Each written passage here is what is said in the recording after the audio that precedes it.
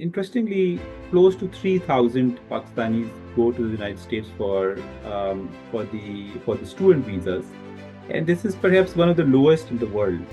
1,500 doctors find employment in the world from Pakistan every year, and the number was maybe 10 years ago only 500. I think these are some startling figures, especially when you talk about doctors and nurses. Exploded ability to train a workforce that Pakistan could have used internally for industrial purposes, for better service delivery to Pakistani businesses. So we lost our way, and therefore we continue to be among the lowest value addition jobs that are in the Gulf region, but also widely across the world. In some ways, the mood of the Pakistani youth is explained by us having given them a dream somewhere in the past 15-20 years, and then as a society and as a political structure having completely tarnished their dream. If I were to actually point out, I think Pakistan's real crisis right now is an inability to understand and to accommodate the Pakistani youth. You're saying essentially this frustration or gloominess is political? So I would say it is explained by a lot by politics. It is a lot explained a lot by an identity crisis. Hello and welcome to Context with Aasiya Riaz. In today's podcast, I'm very honored to be joined by Mr. Bilal Gilani, who's the executive director of Gallup Pakistan. Gallup Pakistan is the country's oldest and most credible survey research organization. I'm really keen, Bilal, to have a conversation with you today on where we are, what young people are really thinking, where we are politically. Since you have that proverbial hand on public's pulse all the time, I think this is going to be a very, very exciting conversation for us. A very warm welcome to the program, Bilal. What do the numbers tell you on migration, and why is it that people wish to migrate? And if you can also, while you're answering that, which are the regions that they're essentially wishing to go to? Thank you so much for raising this issue. And you rightly point out this is certainly one of those top topics that are discussed at least among the chattering classes in the country. And it's also one of those issues that is widely discussed in social media in Pakistan as well. So if you look at the total numbers, there are different types of migrations that are happening. So the largest number is essentially what is the Gulf migrants, which is the workers who move out of Pakistan for a temporary time basis to the largest goes to Saudi Arabia, second largest goes to UAE, and then a few others within the Gulf countries. And a very small proportion then eventually goes also to the United States as well as the European Union countries. In order to quantify them, there is a very good data set that the Bureau of Immigration has been collecting since the 1970s. And their numbers suggest, for example, for 2024, that almost 800,000 Pakistanis left for this sort of migration for work related purposes. And almost 95% of these from the Bureau of Immigration's data suggest that these people went to the Gulf countries. And because the Bureau of Immigration data had certain data issues with respect to more educated Pakistanis, Gallup has been compiling from other sources where the more educated Pakistanis have been going. So to the United States, close to about 10 to 15,000 go every year on some sort of a long-term visa. So this includes H-1B visa, but also Professionals or students as family. well? So this is the more long-term visit. So essentially family and H-1B visa. The other category is the student visa, and interestingly, close to 3,000 Pakistanis go to the United States for the student visas, and this is perhaps one of the lowest in the world. So for a country of Pakistan's size per capita, the U.S. education visas allotted to Pakistan is one of the lowest. So just to give you an idea, Nepal, for example, has close to 6,000 given every year, and and we're talking about the United States. But moving on, so the United States has close to about 10 to 15,000 Pakistanis immigrating. The Canadians have been giving close to 10,000, which in the recent years have really reduced to less than 5,000. In the Schengen countries, we don't have data for the immigration, but the total visas allotted, even for tourism purposes, is close to 80,000. So just to quantify, the overall migration from Pakistan seems to be close to about 800 to 850,000 Pakistanis moving out of Pakistan. Most of these people, 95%, are going to the Gulf countries. Very few, close to 20,000, 25,000, are going to other than the Gulf countries. And lastly, what is the profile of these people who are actually moving and what they're going to do? To the Gulf migration, the major occupation is actually a very unskilled labor migration. Yeah, I'm So glad you it's an went there because I absolutely was labor. about to ask you the differentiation between are we improving in terms of sending more skilled people, or are we still essentially exporting non-skilled more? To the Gulf countries, which, as I was saying, 95% of the migration is explained by them, the there is only very small proportional improvement in the skill set. Uh, to these 95% people who move to the Gulf countries, close to 90% are actually low skilled, blue collar workers. Most of these are actually the lowest labor category that these countries are actually importing. And in some ways, Pakistan has kind of excelled in that position because many of our peer countries have actually improved significantly their education profile, and therefore it is very hard for the Gulf countries to actually import labor of this category, which has no skills required, just manual labor who picks up big things from one part to the other within the construction site. So unfortunately, the bulk of Pakistan's labor export continues to be very low scale, very little improvement over the years. There is the improvement has happened, and which some would also say as the brain drain, is in the other category, which is the educated Pakistanis going not to the Gulf but to the other European countries and the Western countries. Okay. And that's where we see the larger number of doctors, for example, moving out of the country. So close to 1,500, and this is a conservative estimate, 1,500 doctors find employment in the world from Pakistan every year. And the number was maybe 10 years ago only 500.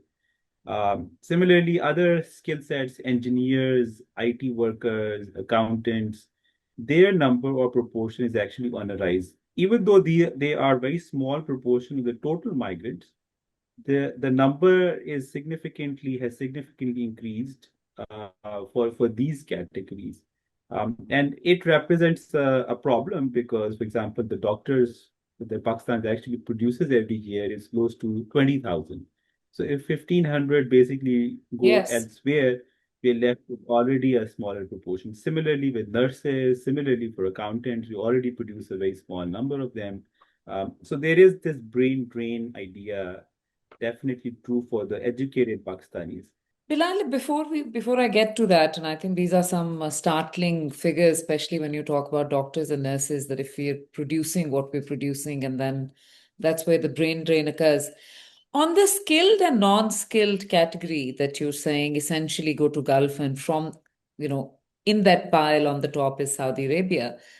This has been really the makeup of most of our sort of migration, if you look at it in the past 3, 4 decades. And I am also aware that there is at least a conversation at the policy level when each government changes on our end, when the Gulf countries essentially ask you in policy sort of dialogues that more skilled workers will actually be welcome because there's, of course, either a prestige associated or a reliability associated with a Pakistani worker in that region. And we do also see that there are those skill development initiatives that different governments have had. But you're saying that in terms of numbers, we really haven't seen an uptick of any kind, that we're taking care in sending more and more skilled. I mean, even a mechanic, even an electrician, even a tailor, we're not really giving any education or any skill enhancement to them before they go. I think this is exactly how it is. That on this aspect, we've completely failed. And I think the source of this is that we've completely failed to do so within Pakistan as well. If you look at the increase of tertiary educated or university endorsed Pakistani individuals, the number has exploded. So in the year 2000, there were close to True. 250,000 Pakistanis in the undergraduate, postgraduate stream, and now there are more than close to 3 million of them. So an 8 times explosion.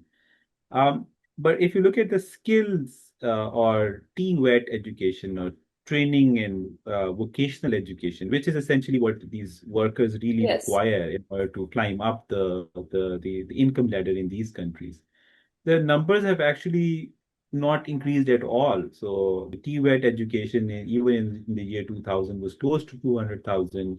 Now it's something like 400,000 being produced every year. So in some ways, our focus on creating a knowledge worker, knowledge economy worker, which we really espoused in the year 2000 and deregulated university environment. There was a task force on higher education that really thought Pakistan needed to create university skilled individuals. Perhaps that focus on the university skilled really took the complete stream out of out of Pakistan's ability to train a workforce that Pakistan could have used internally for industrial purposes, for better service delivery to Pakistani businesses and individuals, but also to be able to export those individuals. So we lost our way, and therefore we continue to be the among the lowest value addition jobs that are in the Gulf region, but also widely across the world. This brings me, Bilal, to the frustration that Pakistanis, especially young Pakistanis who are looking to join the workforce now, be that in Pakistan or be that elsewhere, the unemployment numbers. Where are we on those? If you can tell me what is the mood that you capture through your polling in from young Pakistanis. I think if you we look at the youth profile in the country, to begin with, Pakistan is unusually youthful country, and I think it's become almost a cliche, but it is something that really differentiates us with not just from the developed world, but also within many of our developing peer countries. So an average Pakistani is 21 years old, and the average Indian is perhaps 25 years old, and average Bangladeshi is 26, 27 years old. It is a factor of how the fertility rates in Pakistan have not declined as much as many other countries. So in India, for example, the fertility rate has now touched the national fertility rate has now touched the replacement level already. And Pakistan is at least one child more than India. Similar for Bangladesh, within India, the southern Indian part is has a significantly lower fertility, so it's already below replacement for many years now. So the youth is a major bulk of Pakistani's population. So every year when an election happens, 42% of the electorate is within the 18 to 30 age group. So the youth is a major proportion. I mean, if I were to classify what the mood is, I would say that there is the one mood is gloomy and pessimistic. this is despite the fact that the youth that we're talking about in the past 25 years has actually become significantly better off on many of the education, social, and economic indicators. So in the year 2000, the same youth would have faced significant hurdles that they don't face now.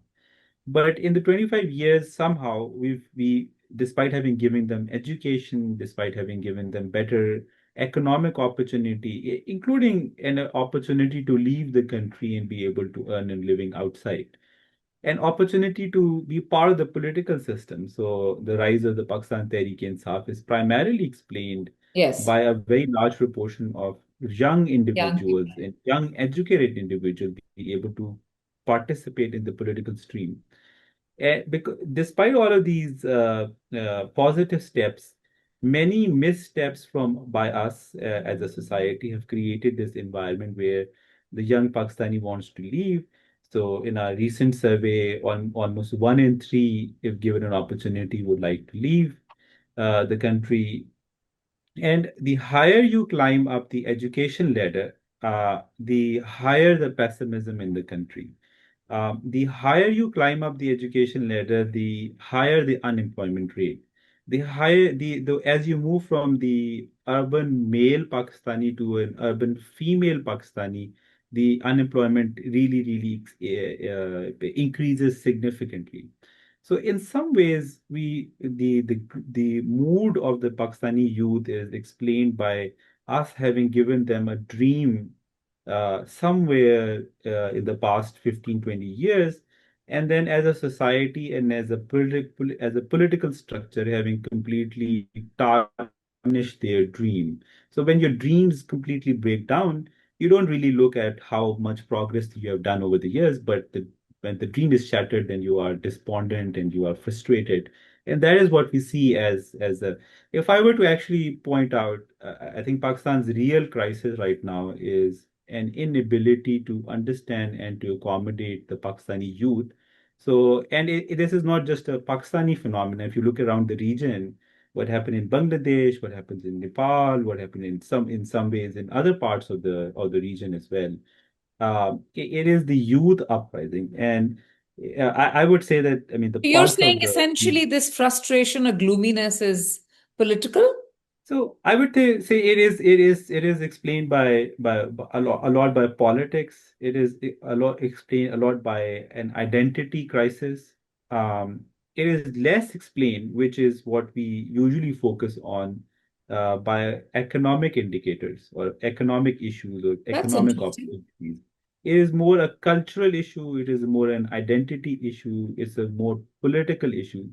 And I think as a society, not being able to understand a generational gap in terms of understanding the young people, and especially the politicians, because the political parties and the political structures becomes just so grayed over the years that their inability to understand the massive youth electorate that they have. That is where Pakistani youth currently stands. I don't think this is an irreparable one. It is still the Pakistani youth is still hopeful about the future. It is the same Pakistani youth when we ask how your children would be in the future. The same youth actually ignites up and says, "Well, our future is bright, but our current is very gloomy because of the Bilal, decisions that are that they seem to suggest the leadership." are the perceptions any different across regions? So I think the perceptions are quite different now, and the it is to do in a major way with politics and regional issues. So the most despondent or most hopeless is are the youth in Balochistan and KB for different reasons, but the despondency is the highest.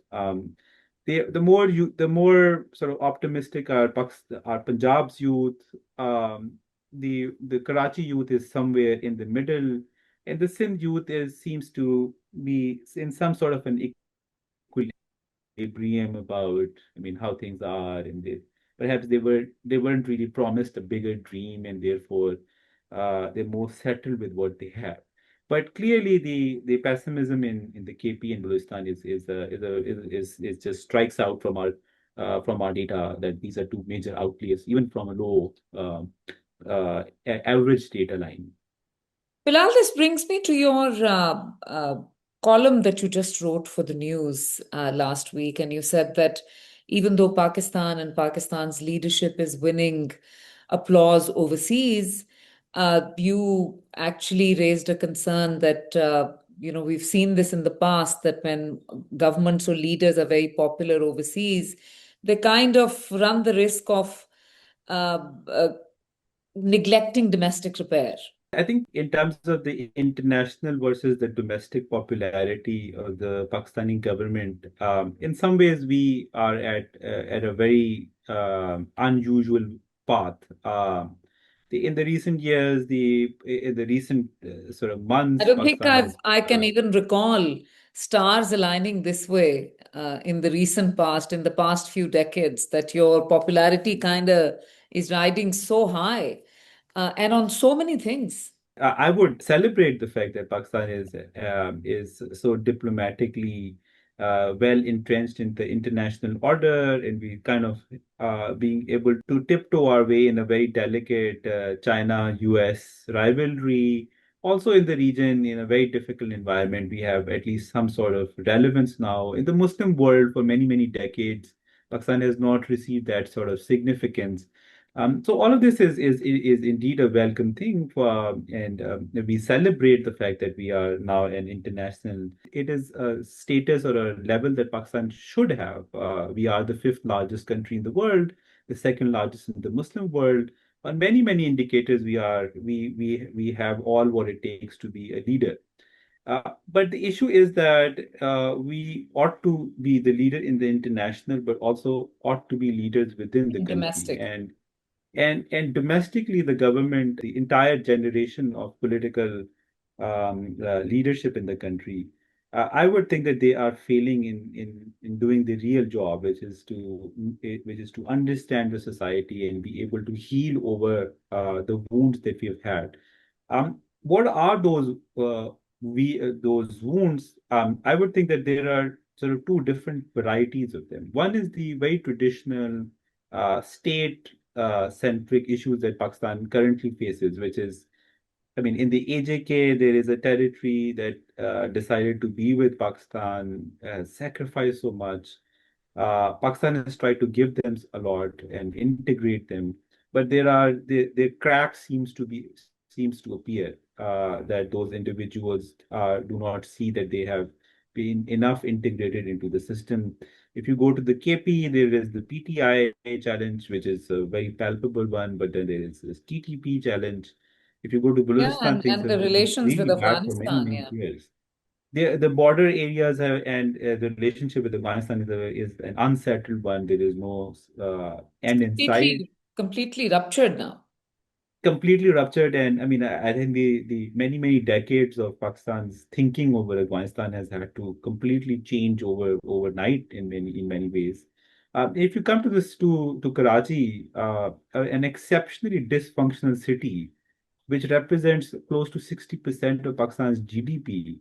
And for many, many years now and decades now, we've not been able to understand and to overturn the complex social, political, economic challenges of that city. So, in some ways, it is a microcosm of Pakistan's failure. So, Yeah. I would think that these are the real challenges that Pakistan faces. And I mean, to top it up, as we were discussing just now, the crisis of the Pakistani youth. So there is the crisis that emanates in the form of Pakistan Tehreek-e-Insaf and its complete sort of,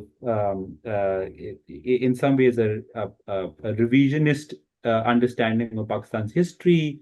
It is many of the political workers have rewritten the political rules that we had of civil military hierarchy. But then there is this Tehreek-e-Labbaik Pakistan threat in the country, which we have been just seeing in sort of very gross details.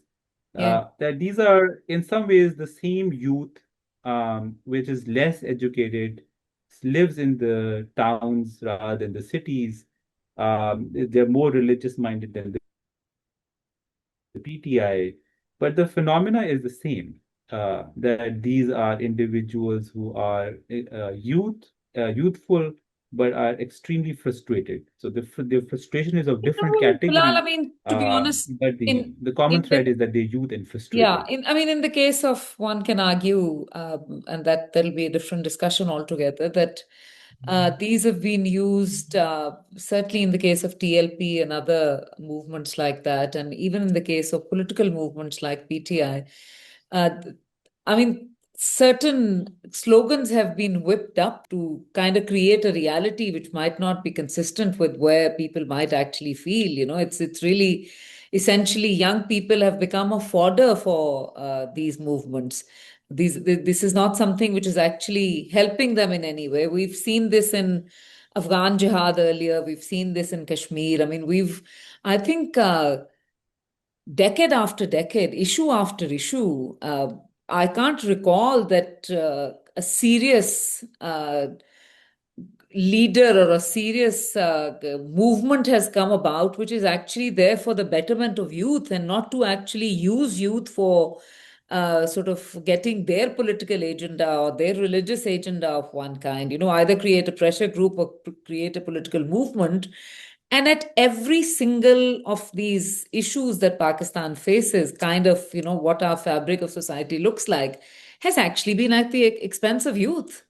It's not the other way around. I think you rightly point out there seems to be an absolute gap in leadership in the country. And a gap is exceptionally even more in terms of a leadership that can understand and can give vent to the desires of these young individuals. I think the Pakistan Tehreek-e-Insaf in some ways represented that hope. And therefore, the PTI was extremely popular and continues to be extremely popular within this particular segment of the population. If you look at the 18 to 30 age group, and if you add a little bit of education, the popularity of PTI is almost the double of the average popularity of PTI. The clear signs are that the youth of the country have sided with one political party. But has that political party actually done Yeah. what the youth in the country really wanted? Has that the political party created, when it was in power, a political space for these youth? So has local governments been introduced where thousands and thousands of these young individuals could be given political office so that the political voice can actually come in? Has the political party itself created positions within with reasonable power? So if you look at the power vacuum within PTI, the Tehreek-e-Insaf leader Imran Khan has to give has no second tier leadership, so he only goes to the third I tier think, yeah, leadership. that's In the some ways, there's a vacuum yeah, there. this is the tragedy of the young people that no matter who comes in, essentially just uses them and then kind choose them and kind of throws them aside.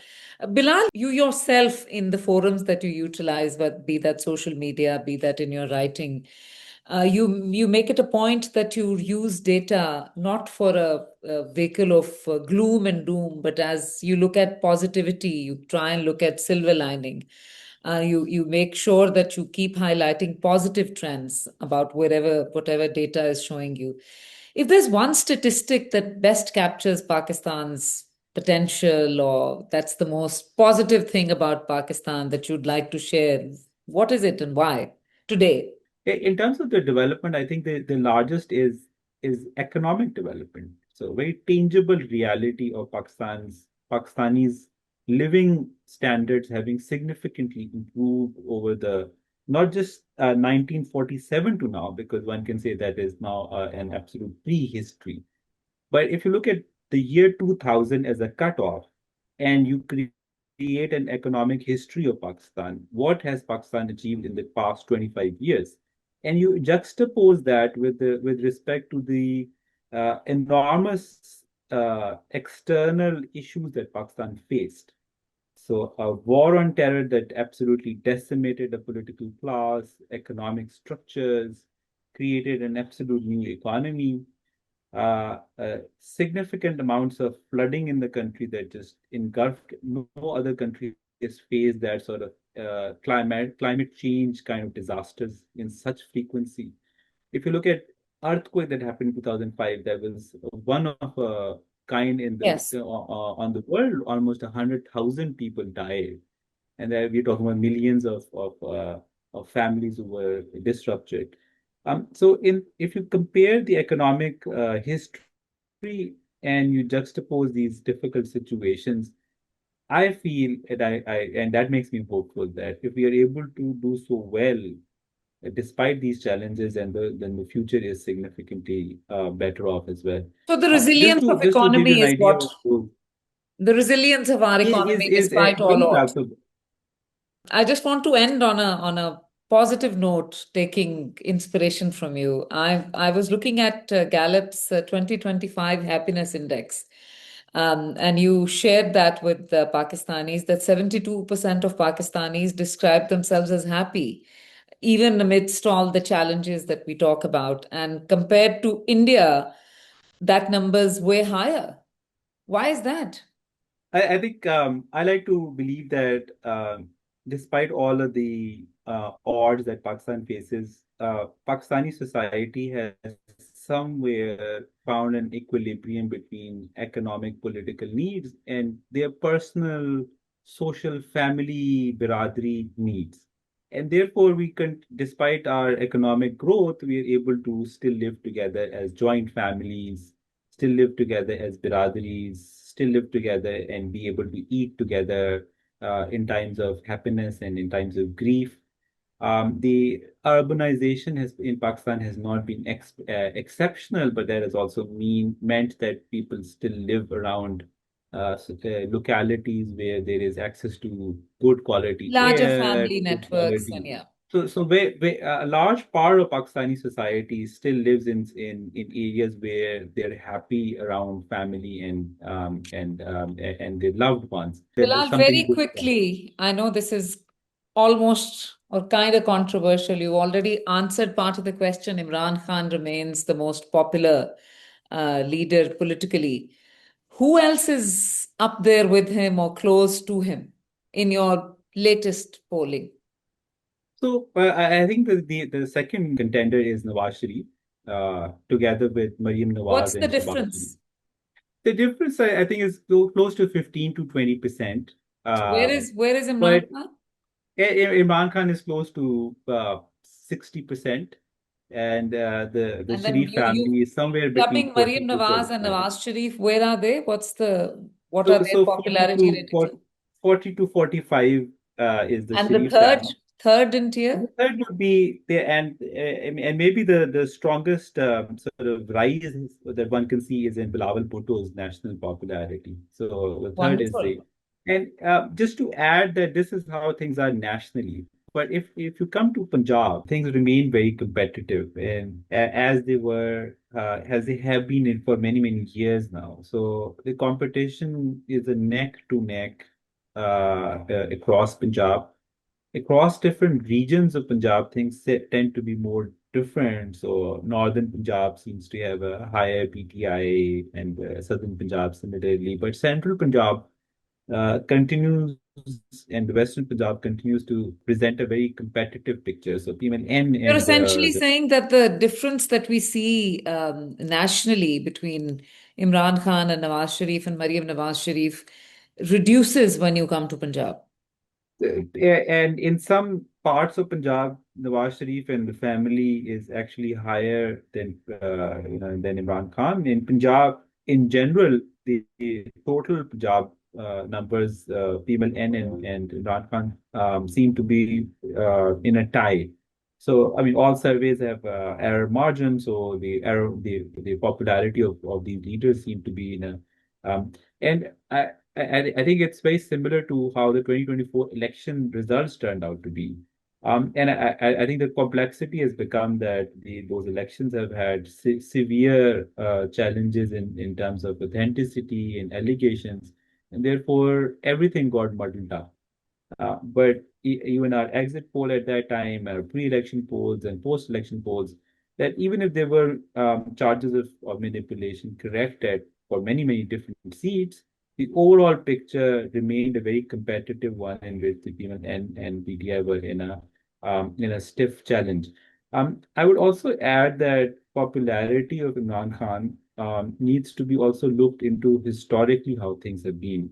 So Imran Khan is an individual as a personality, someone who's been very popular for many years. So before he became electorally relevant to the Pakistani conversation, 2013 and onwards, he was still very popular.